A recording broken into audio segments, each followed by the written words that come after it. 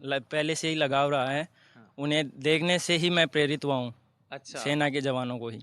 बिल्कुल बिल्कुल, आपको जय हिंद बोलना पड़ेगा, सल्यूट करना पड़ेगा। नमस्कार साथियों, मैं पुष्कर सिंह सामोता, आप देख रहे हो झरोका राजस्थान। आज हम पहुंचे हैं रायसिंह का बास में, जहां पर पीयू सैनी का आर्मी टेक्नीशियन पद पर उनका चयन हुआ है। उनसे बातचीत करते हैं। सबसे पहले तो मैं पीयूष सैनी को बहुत बहुत बधाई देता हूं कि आपका आर्मी में देश सेवा में करने में आपका सिलेक्शन हुआ है, फाइनल सिलेक्शन हो चुका है। मैं कहना चाहूँगा कि ये एक सिर्फ नौकरी नहीं है, बल्कि ये देश सेवा का एक गौरव है। जो आइए जानते हैं उनकी सफलता की कहानी। सबसे पहले बहुत बहुत बधाई। सबसे पहले आप अपना परिचय बताएं।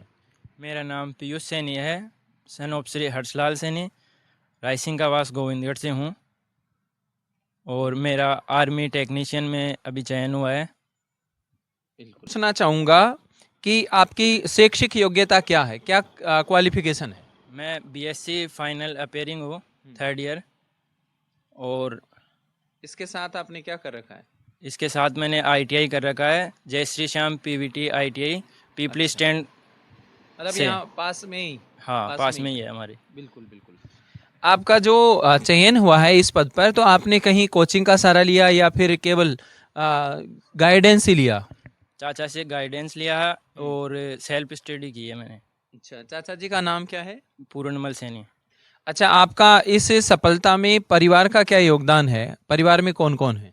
परिवार में पापा, मम्मी, दादा दादी और चाचा, सभी का योगदान रहा है इसमें हाँ। है ना, आपको पढ़ने का समय देते थे और बिल्कुल, पूरा काम पूरा कम समय। करवाते थे? काम बिल्कुल कम करवाते थे। अच्छा, अब जो भी आपके साथी हैं या हमारे दर्शक हैं, उनको आप क्या कहना चाहोगे, किस तरह से तैयारी करें? और इस भर्ती प्रक्रिया में आप चयन हुए हैं, तो उसका चरणबद्ध क्या रहता है? मतलब एग्जाम होती है, फिजिकल, मेडिकल, क्या होता है इसमें? चरण में पहले इसमें एग्ज़ाम होता है, एग्ज़ाम के बाद एग्ज़ाम क्वालिफाई होने के बाद में फिज़िकल होता है, फिज़िकल में दौड़ वगैरह और फिर मेडिकल, और मेडिकल के बाद फाइनल मेरिट लिस्ट, उसके बाद फाइनल सिलेक्शन होता है। डॉक्यूमेंट्स वेरिफिकेशन करके फाइनल सिलेक्शन होता है। अब इस सफलता के साथ साथ आप जो हमारे अभी तैयारी कर रहे हैं आर्मी के लिए, मान लो विशेषकर, तो उन विद्यार्थियों को या उन साथियों को आप क्या कहना चाहोगे, किस तरह से मोटिवेट रहे? मैं यही कहना चाहूँगा कि सभी जीडी की तरह टेक्निकल में भी जा सकते हैं और उसका सीधा यही है ऑप्शन है कि हम आईटीआई करके सीधा टेक्निकल में जाएं। बिल्कुल बिल्कुल।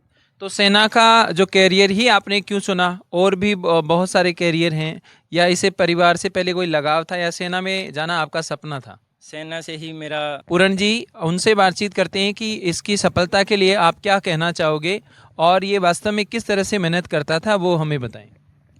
सर देखिए, मैं तो वैसे एक शिक्षक वर्ग से आते हैं। शिक्षक वर्ग से हूँ, हालांकि प्राइवेट सेक्टर है हमारा।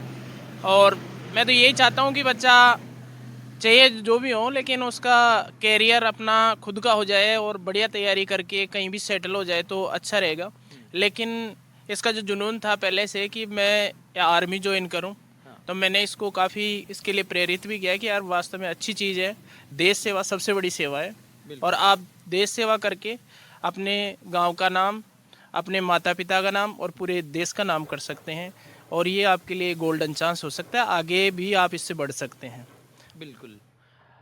अब भाई, ये इंटेलिजेंट तो था, साइंस ले रखी है, तो इसके लिए तैयारी और है, और बाकी आप इसको क्या संदेश दोगे कि आगे और तैयारी करे? सेना में अधिकारी पद भी होते हैं, और इसने बीएससी कर ली स्नातक, उसके लिए क्या कहोगे? मैं तो यही कहना चाहूँगा कि अब जैसे मान लो इसने साइंस बैकग्राउंड से किया है, तो सेना में, अपने भारतीय सेना में जो साइंस से है, मेडिकल लाइन में है, तो वहाँ पर भी जैसे नर्सिंग ऑफिसर होते हैं, और उनकी भी आप अच्छी तरीके से तैयारी करके वो भी आप फॉर्म अप्लाई कर सकते हैं।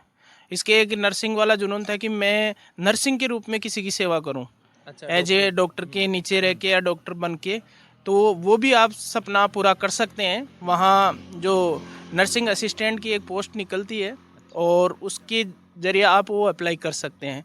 12वीं अगर साइंस वर्ग से है बच्चा, तो वो नर्सिंग असिस्टेंट की वहाँ अप्लाई कर सकता है, और उसके लिए कैपेबल भी है, ऐसी बात नहीं है। साइंस में लगभग फर्स्ट डिवीज़न होना चाहिए बच्चा, और वो आराम से क्वालिफाई कर सकता है। तो ऐसा मिडिल फैमिली है। बाकी यहाँ पर मैं आपसे बताऊं कि आप भी देश सेवा में जाना चाहते हैं, जो युवक युवतियाँ, उनके लिए कहूँगा कि ये बहुत गोल्डन चांस है। आप देश सेवा करते हैं, एक आत्मीय संतुष्टि आपको मिलती है और मान सम्मान जितना सेना के जवानों को मिलता है, अधिकारी को मिलता है या शिक्षक को मिलता है, उतना किसी और पेशे में नहीं मिलता है। लास्ट में पीयूष से सवाल पूछूंगा कि आगे की पढ़ाई तो आप जारी रखोगे ही, अब लास्ट संदेश आप क्या कहना चाहोगे सामान्य जो लोग हैं, हमारे दर्शक हैं, उनको? मैं यही कहना चाहूँगा कि मेरी तरह ही देश सेवा के लिए आर्मी या फिर किसी अन्य ही पद पर चयनित होकर देश सेवा को पहला महत्व देना चाहिए। बिल्कुल बिल्कुल।